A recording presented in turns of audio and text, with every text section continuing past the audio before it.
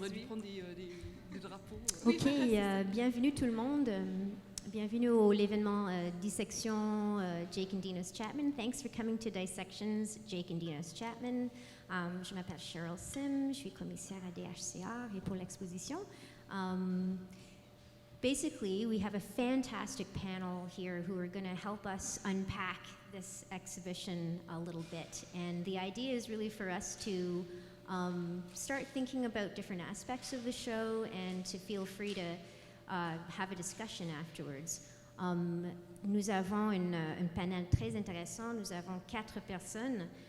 Christine Tapollet qui est philosophe, Julia van der Donk qui est historienne de l'art et commissaire, Harvey Giesbrecht qui est médecin et psychanalyste, et Meredith Carruthers qui est artiste commissaire indépendante. So we really have a kind of wide spectrum of expertise to help tease out some of the themes that have been haunting and preoccupying us since having seen the exhibition. Avant de commencer, je veux remercier Canadian Art. This talk is co-presented with Canadian Art as part of the first ever Montreal Hop.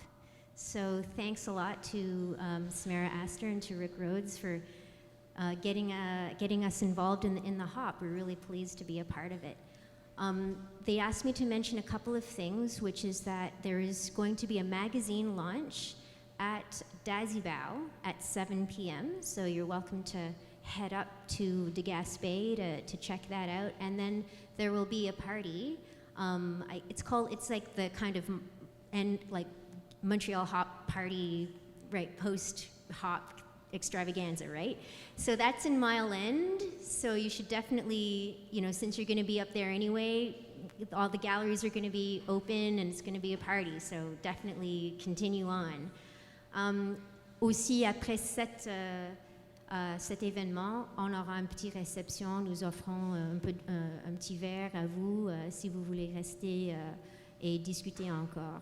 We're going to have a little reception here and offer a little, glass of wine if you want to stay and talk a little bit more about this show and other things contemporary art related or unrelated. Donc, pour ne plus tarder, je présente Christine Tapollet. Elle est professeure à l'Université de Montréal et aussi directrice du CRE, Centre de recherche et éthique. En éthique. En éthique.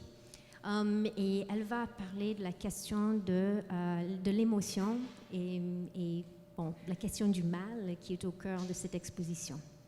Christine. Merci bien. Tout d'abord, j'aimerais remercier Cheryl de m'avoir invitée à cette occasion. Est-ce que vous m'entendez bien ? Je suis assez proche du micro, je crois. Je travaille en philosophie, en éthique, mais ça fait longtemps que j'ai un intérêt pour la philosophie de l'art, bien que ce n'est pas quelque chose que j'ai eu l'occasion de poursuivre. Donc ça me fait particulièrement plaisir de participer à cette table ronde. Le point de départ de ma réflexion, c'était en fait les réactions que j'ai eues en visitant l'exposition avec Cheryl il y a quelques semaines. Et ma propre réaction était plutôt une réaction négative au départ, une réaction d'horreur, de dégoût, des émotions négatives assez fortes, mais aussi, et c'est ça qui est troublant, d'amusement. Il y a ces traces d'ironie partout dans l'œuvre qui sont présentes, et la question que je me pose, c'est savoir ce que ça signifie. Quel est le rôle de l'humour, de l'ironie dans ce contexte ? Et qu'est-ce qu'on pourrait en conclure par rapport aux grandes questions qu'on se pose en philosophie, en éthique, au sujet du mal ?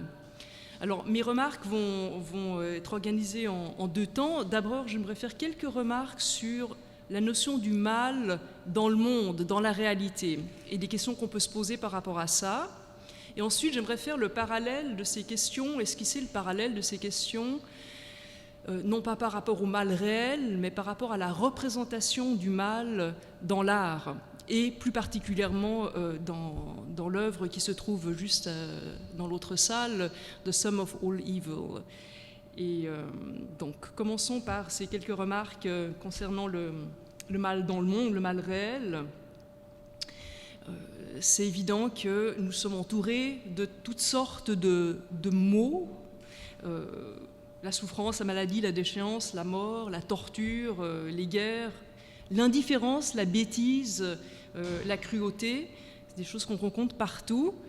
Il y a une distinction qui paraît utile entre le mal naturel ou les maux naturels, le genre de destruction qu'on peut avoir après un tremblement de terre, par exemple, et ce qu'on peut appeler le mal moral, les atrocités commises par des êtres humains, délibérément, par cruauté ou pour d'autres facteurs, raisons. Ces deux formes de mal soulèvent beaucoup de questions. Et les deux questions principales, qui sont en fait des questions qui sont liées étroitement entre elles, selon les réponses qu'on va donner à l'une des questions, on va être forcé à donner certaines réponses précises à l'autre question, sont les suivantes. Pourquoi le mal existe-t-il ? Pour rien, pour aucune raison, c'est un fait, ça c'est une réponse qu'on pourrait donner. Ou bien est-ce que c'est la faute à quelqu'un ? Est-ce qu'on pourrait cibler une personne comme étant responsable ? La deuxième question, c'est comment est-ce qu'on devrait aborder le mal ? Quelle est la réaction qu'on devrait avoir à l'égard du mal ? Quelles sont les émotions qu'on devrait avoir à l'égard de ces choses qui nous entourent ? Et qu'est-ce qu'on devrait faire aussi par rapport au mal qui nous entoure ? Rien, ou essayer de changer le monde, changer les personnes. Alors ces questions-là, c'est des questions qui ont été traditionnellement abordées par les religions et dans un cadre théologique. La question prenait la forme suivante, c'est comment le mal peut-il exister si on présuppose l'existence d'un Dieu omnipuissant et bienveillant ? Ça paraît étonnant. Il aurait pu faire les choses un petit peu différemment, un petit peu mieux, en évitant tout ça. Est-ce que le mal serait une punition pour nos méfaits ? Une hypothèse possible. La question qui se pose alors, c'est de savoir pourquoi Dieu n'aurait pas pu éviter de nous créer comme des personnes maléfiques capables de faire le mal, puisqu'il est omnipuissant. Souvent, la réponse qu'on trouve, c'est que c'était la condition pour la liberté. Mais est-ce que c'est une si bonne réponse ? Ce débat-là, il est un peu désuet, en fait, parce qu'il part d'un présupposé qu'on ne partage plus, c'est-à-dire l'idée d'un Dieu omnipuissant et bienveillant, qui ne correspond pas tout à fait à l'image que suggèrent les frères Chapman de Dieu. Mais la question de savoir pourquoi le mal existe, c'est une question qui reste d'actualité. Et parmi les réponses contemporaines, plus plausibles, on peut en trouver une qui est assez attrayante, qui consiste à dire qu'il y a un certain nombre de personnes humaines, des êtres humains, qui ont simplement une nature maléfique. Ce sont des mauvaises personnes.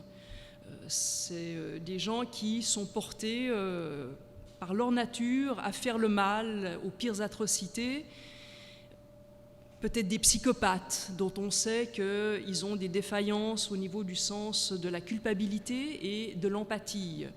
Ils ne vont pas réagir de la même manière que les êtres normaux par rapport à des souffrances perçues. Ils n'ont pas les mêmes réactions négatives par rapport à ces souffrances. Alors, ça serait une réponse à la question de pourquoi le mal existe, qui serait assez plausible et qui aurait, qui pourrait nous rassurer, parce qu'on pourrait se dire c'est une minorité de personnes finalement qu'on peut cibler comme étant coupables, ces psychopathes ou ces êtres maléfiques, et on pourrait, essayer de restreindre le mal à partir de cette donnée-là. Donc ça serait une réponse assez rassurante en un certain sens. Mais malheureusement, ce n'est probablement pas la bonne réponse, et il y a différentes raisons pour penser que ce n'est pas la bonne réponse. Une des raisons, c'est que quand on pense à du mal à des échelles plus importantes, mal à grande échelle, comme par exemple l'Holocauste, il faut bien se rendre compte qu'on ne peut pas simplement incriminer un certain nombre d'individus supposément maléfiques, ayant des défaillances au niveau de certaines fonctions naturelles, semble que ce qu'il faut présupposer, c'est l'interaction d'un très grand nombre de personnes qui ont pour la plupart, peut-être pas tous, mais pour la plupart, des dispositions ordinaires. Et donc ça, c'est un problème par rapport à la thèse rassurante que j'ai esquissée. D'autre part, ce qu'il faut savoir aussi, c'est qu'il y a un grand nombre d'expériences en psychologie sociale, dont certaines sont bien connues, qui tendent à montrer que le mal est plus répandu que le suggère l'hypothèse rassurante.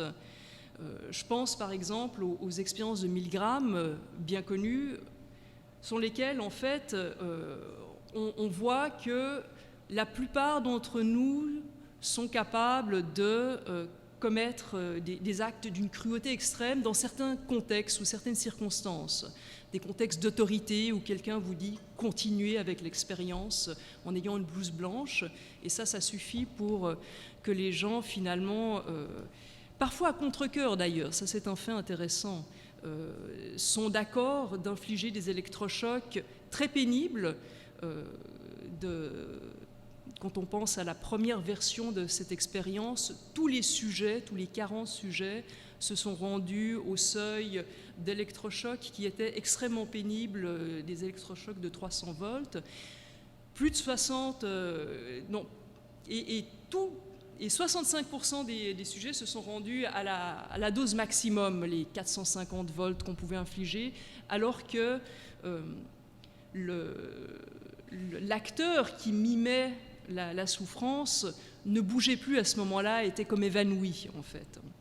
Donc ces expériences-là, les résultats sont bien connus, semblent suggérer une thèse qu'on peut résumer avec les termes d'Hannah Arendt de banalité du mal. Chacun, selon les contextes, serait capable, chacun d'entre nous serait capable d'infliger les pires souffrances aux autres. Et tout, ou presque, de ce que nous faisons est déterminé par le contexte environnant. Vision assez pessimiste des choses. À partir de là, on peut retourner à la question de savoir comment réagir à l'égard du mal. Et peut-être que la première réaction qui semble appropriée, c'est une réaction de fatalisme, de résignation. Le mal est omniprésent, nous sommes tous capables de ce genre de choses. C'est inévitable, à la fois au niveau naturel et au niveau moral, le mal est inévitable. Et c'est dans la nature humaine, il vaut mieux s'y faire. Ça, c'est une possibilité. L'autre possibilité, c'est d'avoir une attitude qu'on pourrait qualifier de volontariste, ou une attitude de défi. Et ce qu'il faut voir, c'est que c'est la réaction qui est peut-être la plus spontanée. C'est une réaction qui correspond à des émotions que on a en général à l'égard du mal, des réactions émotionnelles très négatives, d'horreur, de dégoût, mais aussi de colère et d'indignation. Et ce qu'il faut voir, c'est que ces émotions-là, surtout la colère et l'indignation, peuvent nous mener à l'action. Même si ça peut paraître désespéré et impossible, on va avoir tendance à vouloir faire quelque chose pour contrer le mal, pour empêcher ce genre de situation, pour contrer les gens qui font ce genre de choses. Donc voilà comment se présentent les choses en ce qui concerne la réalité du mal. Dans les 5 dernières minutes, ou peut-être les 2 dernières minutes, je vois déjà le panneau se préparer. Je vais vous parler maintenant de ce qu'on peut conclure à partir des représentations artistiques du mal. J'aurais voulu, mais ça c'est un travail de longue haleine, faire des comparaisons entre différentes représentations du mal. Je pense par exemple aux Enfers de Janusz Bosch ou bien à certains tableaux de Peter Bruegel l'Ancien. Mais venons-en simplement à ce qui est représenté ici dans cette exposition, et en particulier à The Sum of All Evil. Quelles sont les réponses ou pistes de réflexion qui sont suggérées par cette œuvre en ce qui concerne mes 2 questions? Pourquoi le mal et quelle réaction avoir envers du mal? Alors, concernant la question de pourquoi le mal existe-t-il, ce qu'on voit, je crois, dans cet ensemble, ces vitrines, c'est une énumération de réponses possibles, mais qui sont toutes tournées en ridicule. On cible un certain nombre de coupables possibles, mais sans vraiment que ça soit les bonnes réponses. On suggère que ce ne sont pas les bonnes réponses. On cible Dieu avec ses jambes poilues, son sexe protubérant. C'est pas lui sans doute le coupable. La mort avec ses petits casques, représentés par des petits squelettes casqués ayant 2 petites cornes, c'est sans doute pas la mort non plus la coupable principale ou la coupable. La religion représentée avec beaucoup de crucifixes qui souvent n'ont pas une figure du Christ, mais plutôt un clown accroché dessus. Les multinationales, McDonald's, c'est pas une réponse sérieuse non plus. Les tortionnaires nazis, peut-être, mais il y a trop de réponses en fait. Donc il n'y a pas un coupable qui est ciblé. Et il me semble que la réponse qui est suggérée, ça serait une réponse plus inquiétante. Je ne sais pas si c'est la bonne réponse, si elle est juste, mais la réponse qui est suggérée dans cette œuvre, c'est que, et c'est une thèse qui est plus extrême encore que la thèse de la banalité du mal, c'est que nous sommes tous à la fois des victimes et des tortionnaires, actifs. C'est le mal partout, activement. Et un des points qui me laisse penser que c'est la bonne réponse, selon les frères Chapman, c'est qu'on n'arrive pas bien à distinguer les rôles de tortionnaires et de victimes. J'essaie de le faire en regardant un peu plus près et on voit que ces différents personnages, squelettes, soldats, personnages difformes, mutilés, s'autodétruisent, se mangent parmi, se pourchassent, sans qu'on puisse vraiment déterminer les bons et les mauvais, les 2 rôles. C'est quelque chose aussi qui est confirmé, je crois, par la présence de ces spectateurs inquiétants, les membres du Ku Klux Klan, qui suggèrent, je crois, que le spectateur lui-même aussi fait partie des personnes qu'on pourrait cibler au niveau de la responsabilité, suggère que nous sommes complices aussi de ce mal en le regardant et éventuellement en prenant du plaisir à regarder ces œuvres et ces amas de cadavres. Que conclure par rapport à la réaction que l'on a ou que l'on devrait avoir à l'égard du mal? Et là, j'avais toutes sortes de points à souligner. La première réaction, j'ai déjà noté, c'est une réaction d'aversion forte, intense, mais ensuite il y a un certain nombre de mécanismes qui viennent modifier cette réaction. D'abord, il y a un effet au niveau de la forme de l'œuvre. Le fait que ce soit des toutes petites figurines, je crois, joue un rôle crucial. Ce qui m'a frappé, c'est que le mal qui est représenté est un mal où il n'est pas clair qu'il y ait la souffrance, vraiment. C'est un mal silencieux, un mal qui n'est pas accompagné d'expression de souffrance, simplement par le fait que les figurines sont trop petites et qu'elles n'ont pas de visage. Elles ne crient pas, elles ne font pas vraiment elles n'ont pas l'air de souffrir. Ensuite, le fourmillement de tous ces personnages suscite de l'intérêt, de la curiosité, qui vient atténuer, modifier notre réaction initiale. J'ai déjà parlé de l'amusement, du ricanement, du rire, de l'ironie. Ça vient de nouveau aussi modifier nos réactions. Alors je ne crois pas qu'on trouve une suggestion au sujet de ce qu'on devrait ressentir dans le cadre de ces œuvres. C'est plutôt une grande question qui est posée par l'œuvre. Que devrait-on ressentir à l'égard du mal? Pour terminer, ce que j'aimerais dire, c'est qu'une manière de voir cette œuvre, c'est de la voir comme une sorte de microcosme artificiel, une sorte de laboratoire qui nous permet de tester certaines hypothèses au sujet du mal et de tester aussi nos réactions et de se poser des questions par rapport à nos réactions. Et ces réactions complexes qui montrent qu'il y a une distinction, une distance entre le mal réel et le mal représenté, invitent, forcent la réflexion sur la nature du mal et sur les réactions à avoir. Donc je crois que c'est ça qui est vraiment recherché, cette idée de laboratoire où on essaie de tester nos hypothèses, nos théories et nos réactions. Je ne vois plus de panneau, mais je suppose que c'est 0 maintenant.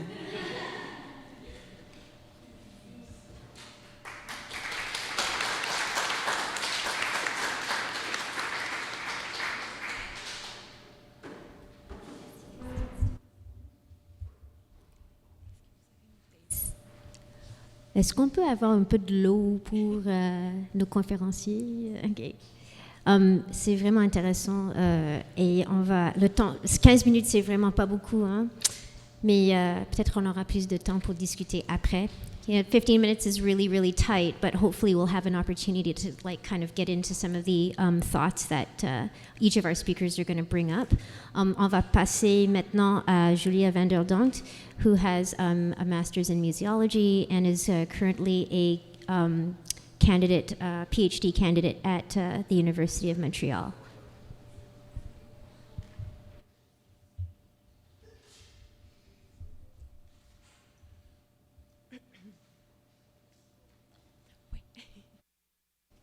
Donc, bonjour à tous. J'aimerais commencer par remercier Cheryl Sim et Daniel Fizet de m'avoir offert de disséquer le travail des frères Chapman, qui, par les réactions, les réactions viscérales qu'ils provoquent, se prêtent somme toute plutôt bien à un tel exercice. Je vais entreprendre cette dissection sous l'angle de la controverse et de la censure, des questions que j'explore dans le cadre de mes recherches. Ce sont des phénomènes qui, on l'aura compris, ne sont pas étrangers à Jake et Dinos Chapman. Depuis le début des années 90, le prolifique duo s'emploie à tester les limites de l'acceptable avec des œuvres toutes plus corrosives les unes que les autres. Faisant de l'irrévérence leur tactique de choix, les artistes abordent une vaste gamme de tabous dans leur production. S'y côtoient des représentations sexualisées de figures enfantines, des cadavres clownesques grouillant de verre et des agents des SS zombifiés, pour ne nommer que ceux-ci. Leur goût pour l'horreur et l'ironie se traduit par des mutilations et des mutations corporelles, ainsi que par l'altération d'œuvres préexistantes, dont une série de gravures très célèbres de Goya. Cette esthétique de la limite dépassée, pour reprendre les termes de Paul Arden, opère sous la logique de l'attraction-répulsion. Leur production est traversée de contradictions. Plusieurs symboles familiers sont ainsi détournés, plaçant le spectateur dans une position pour le moins inconfortable. Il va sans dire que leur travail en dérange plus d'un. C'est précisément là où les frères Chapman ont réussi leur pari. Leurs œuvres parviennent à offusquer à peu près tout le monde, des historiens de l'art à la communauté juive, en passant par les suprémacistes blancs. Voilà, le son résonne davantage. Justement, en passant par les suprémacistes blancs, pardon. Ces derniers les accusaient il y a quelques années d'avoir vandalisé les aquarelles originales d'Hitler. En guise de pieds nus supplémentaires, les artistes leur offrent maintenant des Klansmen portant des Birkenstock et des chaussettes arc-en-ciel. Au cours des 20 dernières années, leur travail a bien sûr suscité de nombreuses controverses. Je vais m'attarder aujourd'hui à deux camps particuliers qui permettent de bien saisir les enjeux relatifs à la censure dans le travail des Chapman, mais aussi plus généralement dans l'art contemporain. Il s'agit de l'exposition collective Sensation Young British Artists from the Saatchi Collection, présentée à la Royal Academy de Londres en 1997 et au Brooklyn Museum. Je vois une main. Est-ce que c'est... Pardon? Oui? Oui? Oui, c'est une interprétation des frères Chapman de la figure du Ku Klux Klan, mais bien sûr, on voit que l'uniforme a été modifié avec le sourire et compagnie. C'est une réinterprétation du thème, effectivement. Non, bien sûr, ils ne sont pas liés à ces groupes extrémistes, on l'espère du moins, mais ils se sont inspirés de ces figures-là assez emblématiques, finalement, du mal, justement, dont on vient de parler, pour les détourner à d'autres fins, finalement, pour se les réapproprier, si on veut. Donc oui, vous aviez tout à fait raison, c'est bien l'inspiration de base. Voilà, donc l'exposition Sensation, comme je disais, qui va servir de premier exemple. Ensuite, je vais traiter brièvement de The End of Fun, qui a été présentée au Musée de l'Ermitage à Saint-Pétersbourg il y a 1 an et demi. Exposition qui a soulevé l'ire de certains fondamentalistes religieux. Avant d'aller plus en détail dans ces deux cas, je voudrais soulever certaines considérations sur les polémiques en général dans l'art qui m'apparaissent importantes. Sur le plan institutionnel, la controverse peut être à double tranchant. Elle accroît la visibilité des artistes concernés, crée un engouement pour une exposition, mais elle comporte aussi une part de risque non négligeable pour les musées et les galeries qui en sont la cible. Les culture wars américaines, ces conflits idéologiques menés entre libéraux et conservateurs depuis la fin des années 80, en fournissent maints exemples. Voyant ces valeurs menacées par des créations au ton subversif, la droite chrétienne est entrée en croisade contre un art prétendument obscène et blasphématoire. Il s'ensuivit une longue série de débats publics fortement médiatisés qui ont donné lieu à des sanctions financières pour des institutions et même des accusations criminelles. Tout ça pour la présentation d'œuvres d'art, on le rappelle. Les Chapman ne sont donc pas les premiers artistes à employer une rhétorique du choc. Par exemple, le photographe Robert Mapplethorpe, reconnu surtout pour ses compositions épurées, avait secoué les États-Unis au tournant des années 90 avec une série présentant des pratiques homosexuelles extrêmes frôlant la pornographie, ce qui donna lieu à une énorme controverse qui a duré quand même plusieurs années. Et un autre exemple intéressant, celui de Kara Walker, qui est une artiste afro-américaine qui utilise quant à elle des silhouettes en noir et blanc représentant de manière assez caricaturale des scènes de l'ère esclavagiste des États-Unis. Alors son travail est perçu comme offensant par plusieurs qui voient la perpétuation de stéréotypes racistes.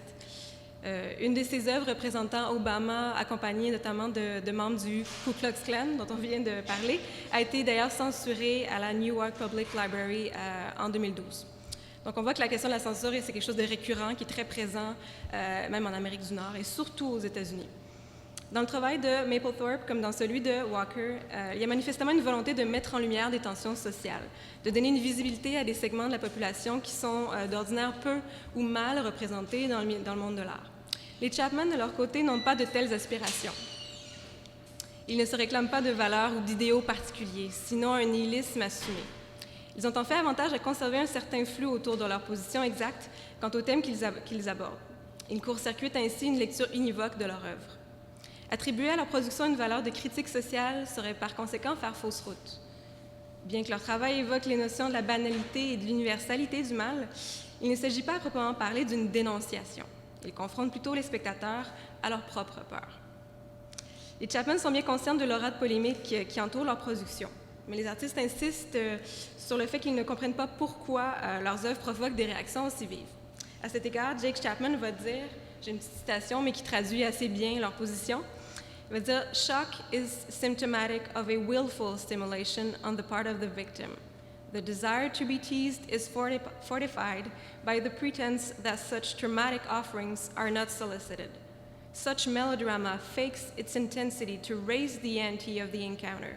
Moral outrage is libidinal energy negativized, disguised by the vehemence of its own manifestation. » Les artistes prétendent donc qu'il est inutile de s'offusquer devant leurs œuvres car elles ne sont finalement que des objets statiques, pétrifiés et par conséquent inoffensifs.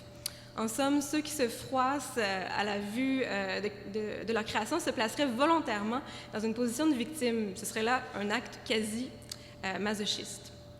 Une telle réaction est parfois suivie d'une volonté de sanctionner les images qui nous ébranlent. Comme le souligne W.J.T. Mitchell, les œuvres d'art sont régulièrement considérées comme des acteurs à part entière lors de controverses. Ce sont des objets qui exercent un pouvoir sur nous, des agents subversifs qui méritent par conséquent d'être éliminés, du moins selon certains. S'ensuit alors une chaîne de violence. On veut en quelque sorte sévir contre les objets qui sont à l'origine de notre malaise. Les polémiques génèrent souvent un double mouvement. Les œuvres critiquées sont simplifiées à outrance, alors qu'en même temps, on leur confère un pouvoir d'action sans doute beaucoup trop grand.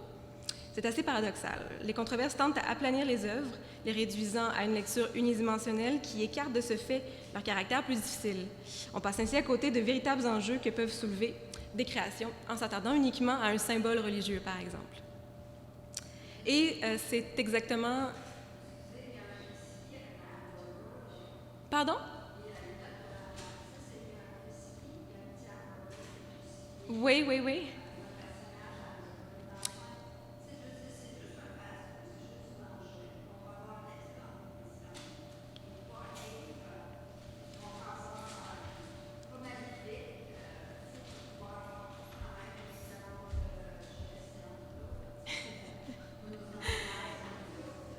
Oui, l'entraille est un thème assez récurrent aussi dans leur production. Donc, il y a peut-être un lien avec McDonald's, je ne sais pas trop leur position. Mais oui, les scènes de crucifixion sont assez présentes dans leur travail. Je pense que c'est un motif qu'ils affectionnent particulièrement. Et ça choque plusieurs personnes. D'ailleurs, si on reste dans le thème des motifs religieux, donc j'ai parlé de l'exposition qui s'appelle Sensation Young British Artists from the Saatchi Collection. Donc, c'est une exposition très emblématique de l'art des années 90. les 122 œuvres réalisées par près de 50 artistes qui étaient présentés. Il faut mettre un extrait représentatif de la collection personnelle du richissime magnat de la publicité anglais et aussi collectionneur aguerri d'art contemporain. Ça va? Charles Saatchi. Donc, celui-ci est considéré comme le responsable de l'émergence des Young British Artists, ou les YBAs, sur la scène des arts visuels.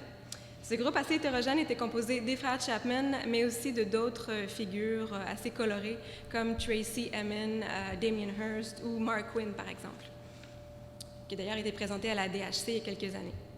L'exposition est d'abord présentée en 1997 à la Royal Academy of Art, donc moment de la véritable consécration institutionnelle des YBAs. Bien que l'ensemble des œuvres suscite l'émoi auprès des Londoniens, l'attention des médias et du public se porte plus spécifiquement sur deux. L'une était Myra, un portrait de Myra Hindley, fait à partir d'une mosaïque de photos de mains d'enfants réalisée par l'artiste Marcus Harvey. C'est une image a priori bénigne si on ne connaît pas l'identité de la femme représentée, qui est en fait une meurtrière sadique, devenue célèbre après avoir assassiné des enfants à Manchester dans les années 60. Les minuscules mains prennent alors un tout autre sens pour les visiteurs qui connaissaient pour la plupart la sinistre histoire de Hindley. Et l'œuvre en particulier, le tableau a suscité des vifs élans de haine. Alors, il y a même certaines personnes qui sont allées lancer de l'encre et des œufs sur l'œuvre. L'autre œuvre qui était placée juste à côté, c'était une œuvre des Chapman qui s'appelle Zygotic Acceleration, Biogenetic Desublimated Libidinal Model. Donc, j'aime bien les titres assez longs. Alors, c'est une sculpture de fibres de verre qui consiste en un amalgame de 16 figures anthropomorphes qui sont jointes ensemble. Et donc, ce sont des humanoïdes, on devine juvéniles, qui arborent des perruques, des chaussures de sport, toujours bien identifiées avec des Nike, par exemple, et des organes sexuels à même leur visage. Alors, c'est d'ailleurs cette œuvre qui accompagnait la présentation d'aujourd'hui sur le site web de la DHC pour une référence visuelle, mais il y a une autre version de cette œuvre-là qui est dans la salle juste à côté. Vous avez peut-être l'occasion de la voir. Alors, bien sûr, dans l'exposition, il y a eu une association entre ces deux œuvres qui, en elles-mêmes, pouvaient être un petit peu moins choquantes, mais lorsqu'elles ont été juxtaposées, c'est certain que ça créait un effet assez fort. Donc, les artistes ont été accusés de faire la promotion à la fois de la violence contre les enfants et de la pédophilie. Alors, ce n'était pas des charges minces. Mais l'exposition Sensation, lorsqu'elle a été présentée en 1999, 2 ans plus tard, à Brooklyn, a déclenché une controverse cette fois encore plus grande. Et donc, à ce moment-là, le directeur du musée, Arnold Lehman, voulait insuffler un élan de renouveau à son institution, qui connaissait alors d'importants problèmes financiers, en présentant une exposition de type blockbuster, dont il connaissait pertinemment le potentiel de controverse, ce qui, évidemment, allait donner des recettes importantes par la suite. Du moins, il l'espérait. Cette recherche du choc s'incarne à même les stratégies de communication du musée. Donc, la publicité de l'exposition se présentait comme une mise en garde, ne cachant pas ses ambitions provocatrices. Alors, ça allait comme ça. Ça disait « The content of this exhibition may cause shock, vomiting, confusion, panic, euphoria and anxiety ». Et d'ailleurs, je trouve intéressant de remarquer que la publicité de la DHC pour Come and See utilise un peu une dynamique similaire. Donc, en fait, sur un écran noir, il y a des mots qui viennent se détacher et les mots qui sont prononcés sont les suivants: déstabiliser, provoquer, offusquer, secouer, oser, rire. Donc, on revient un peu dans cette dynamique-là. C'est sûr qu'on est bien au courant, évidemment, du potentiel de choc du travail des Chapman et c'est intéressant de miser avec ça. On ne peut pas l'écarter de toute façon. Et donc, pour en revenir à l'exposition, elle comprenait, comme j'ai mentionné, donc une centaine d'œuvres, dont plusieurs qui étaient considérées comme relativement controversées, y compris des œuvres de Damien Hirst, et son classique Physical Impossibility of Death in the Mind of Someone Living, qui est son grand requin blanc placé dans un immense contenant de formol, et des œuvres de Mark Quinn faites avec son propre sang, par exemple, et bien sûr les œuvres des Chapmans. Leur série Tragic Anatomies, donc c'est juxtaposition de figures mutantes et sexualisées. Mais cette fois, c'est dans l'exposition, l'œuvre qui attira les foudres des médias a été The Holy Virgin Mary, qui est une œuvre de Chris Ofili, un jeune artiste d'origine nigériane qui venait justement de remporter l'année précédente le prestigieux Turner Prize. Et donc, rapidement, je vois que j'ai peu de temps, mais je vais enchaîner rapidement là-dessus. Donc, c'est un tableau qui représentait la Madone sous les traits d'une femme noire entourée de découpures de magazines érotiques. Donc, pour vous faire une histoire courte, cette œuvre a déclenché un véritable tollé auprès de la droite, notamment auprès du maire Rudolph Giuliani, qui est d'allégeance républicaine et qui est alors aussi en campagne électorale. Donc, c'est important de le mentionner. Il était en pleine recherche de visibilité médiatique et il a utilisé l'exposition finalement pour atteindre ses fins. Et donc, il a qualifié l'exposition Sensation de sick, disgusting stuff. Et il a même menacé le musée de l'évincer de ses locaux, de lui refuser son financement. Alors, c'était quand même des charges importantes. Il y a même le cardinal de la ville, John O'Connor, la Ligue catholique qui s'est aussi impliquée dans le conflit. Alors, il y avait vraiment plusieurs acteurs qui se sont impliqués là-dedans. Fort heureusement, ce genre de choses risque peu d'arriver à Montréal. On ne s'imagine pas, j'imagine, Denis Coderre venir vouloir censurer l'exposition de la DHC. Du moins, on l'espère. Ça termine en nous, mais je pense qu'on va être chanceux de ce côté. Et voilà, l'œuvre a été vandalisée par des visiteurs et tout ça pour dire que ce genre d'exposition-là, évidemment, attire les foules. L'exposition devient très populaire. Le musée il a trouvé son compte finalement. Et le collectionneur qui avait présenté ses œuvres, alors les œuvres ont presque doublé de valeur quelques années après. Alors on voit que ce genre de convergence d'intérêts sont des phénomènes très intéressants à analyser. Donc ils vont aller attirer plusieurs types d'acteurs.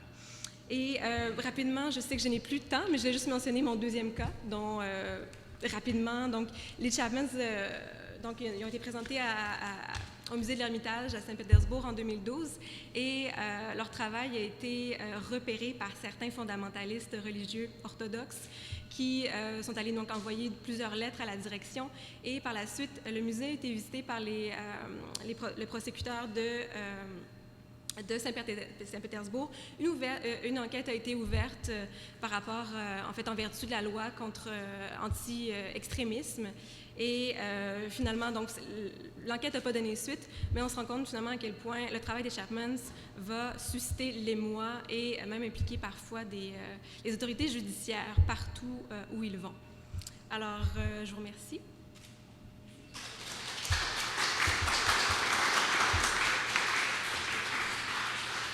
On change. Merci, merci.